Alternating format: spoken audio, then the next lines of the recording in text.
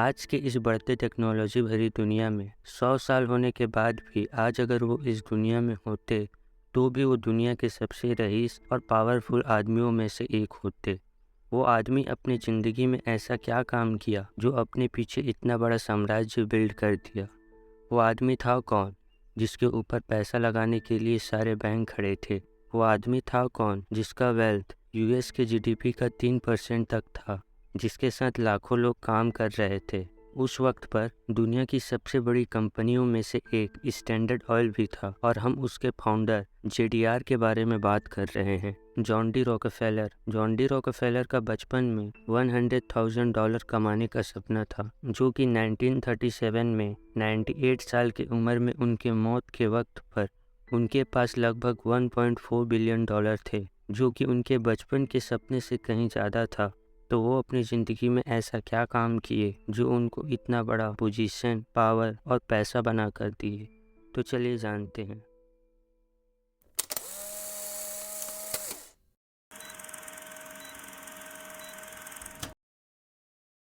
जुलाई 8, 1839 रिचफोर्ड, New York में John के जन्म से ये बात स्टार्ट होता है।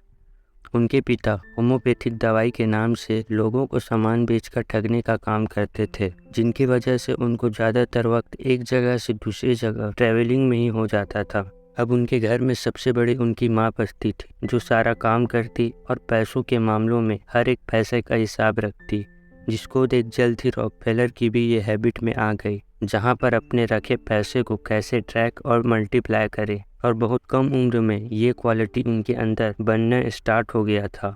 26 सितंबर 1855। वैसे तो वो अपना बर्थडे मनाते नहीं थे, मगर रॉकफेलर हर साल अपने पहले नौकरी की सालगिरह 26 सितंबर को मनाया करते थे।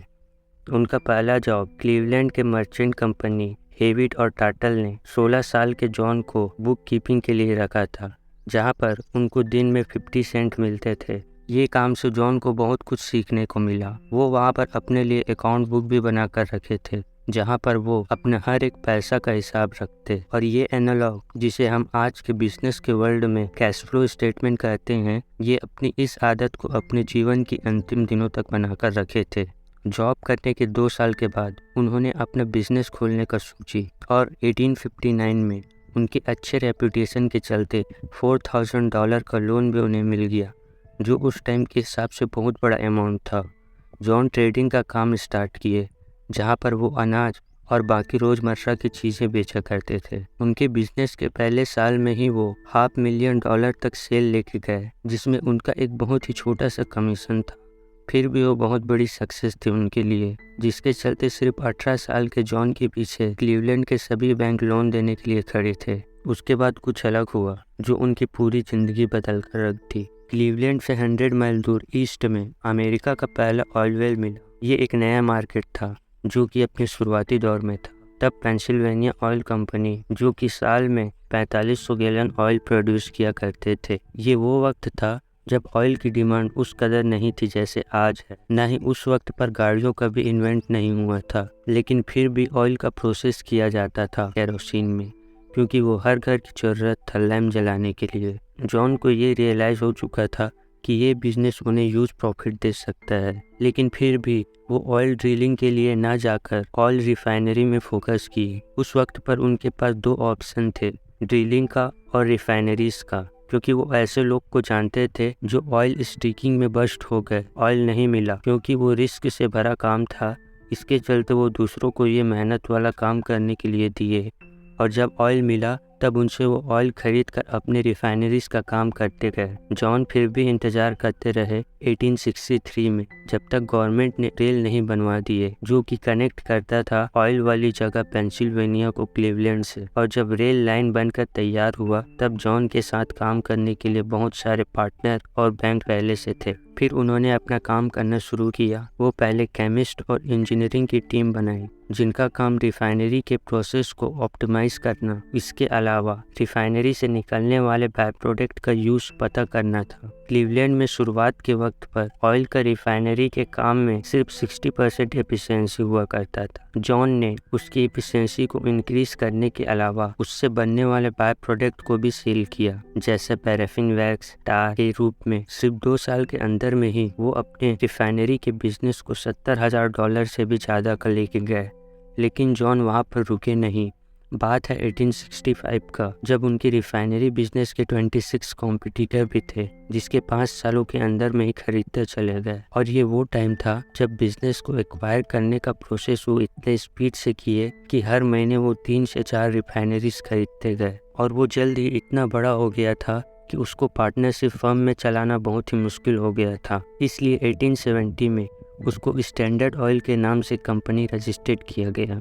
और फिर बचे हुए कॉम्पिटिटर को वो इनवाइट किए कि वो अपने कंपनी को देकर स्टैंडर्ड ऑयल में हिस्सा ले ले। इस बात को कुछ ने मान भी लिया और बाकियों को वक्त भी मिला। लेकिन जॉन के केरोसिन और ऑयल के प्राइस को ऊपर नीचे करने के चक्कर में वो लॉस में ही ऑपरेट करने लगे। 1880 में वो सब भी हार मान गए और वो सभी रिफाइनरीज को खरीद चुके थे, जो पूरी कंट्री में रिफाइनिंग का 19% ऑयल का प्रोडक्शन उनकी कंपनी ही कर रहा था। और उस वक्त पर उनके पास 20,000 ऑयल वेल्स, 4,000 माइल्स पाइपलाइन और 1 लाख से भी ज़्यादा एम्प्लॉय थे।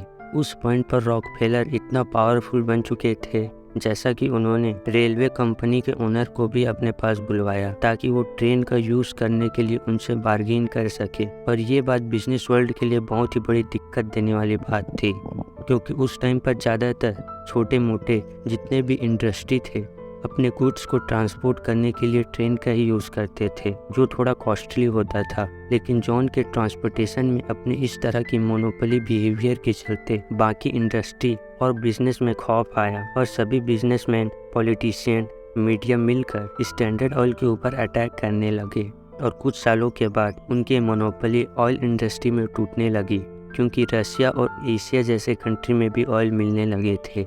1890 में फेडरल गवर्नमेंट ने शेरमैन एंटी ट्रस्ट एक्ट पास किया, जिससे पॉलिटिशियन के हाथ में पावर आ गए। लेकिन इतनी बड़ी स्टैंडर्ड ऑयल और उनके कॉम्प्लेक्स लीगल स्ट्रक्चर के चलते गवर्नमेंट का स्टैंडर्ड ऑयल में 1911 तक कोई इंटरफेरेंस नहीं हुआ।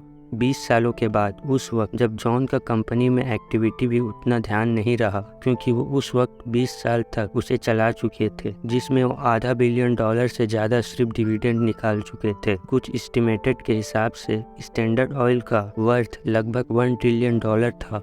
1911 में सुप्रीम कोर्ट ने स्टैंडर्ड ऑयल के ऊपर एंटी कॉम्पिटिटिव प्रैक्टिस चलाने के नाम में गिल्टी माना। फिर इस कंपनी को 34 सेपरेट एंटिटीज बनाया गया। हालांकि तब भी सभी पर जॉन के स्टैक थे। उनकी ज़िंदगी के लास्ट तक ये उनकी ज़िंदगी की सबसे प्रॉफिटेबल पॉइंट रहा, क्योंकि वो सेपरेट हुई कंपनी आगे चलकर दूसरे और कंपनी में मर्ज हुए। वो सभी कंपनी अपने आप में बड़ी बड़ी कंपनी बनते चले गए, जिसमें एक्सॉन मोबिल, शेवरॉन, BP जैसे कंपनी थे। जॉन का उन कंपनियों में भी ओनरशिप होने के चलते वो दुनिया के वो बिजनेसमैन बने जिनका वर्थ नेशनल इकोनॉमी का 2% था। बात करें 1913 की, तो उस वक्त पर जॉन के पास $900 मिलियन के आसपास पैसा था, जो कि US के GDP का $39.1 बिलियन का 3% था। वैसे जॉन रॉकफेलर के रिटायरमेंट की बात करें तो वो 40 साल से भी ज़्यादा का था। उस वक्त पर उन्होंने ज़्यादातर वक्त अपने पैसा को चैरिटी में देने में बिताया, जहां पर वो अपना आधा से ज़्यादा लगभग $500 मिलियन डोनेट कर दिए। वैसे उनका मानना था कि चैरिटी किसी को बताने या जताने के लिए नहीं करनी चाहिए। जब वो 16 साल के थे वो तब 6%, और जब 20 साल के एज में जब वो ज़्यादा पैसा कमाने लगे तब वो 10% डोनेट किया करते थे। आशा करता हूँ कि आपको ये वीडियो पसंद आया होगा।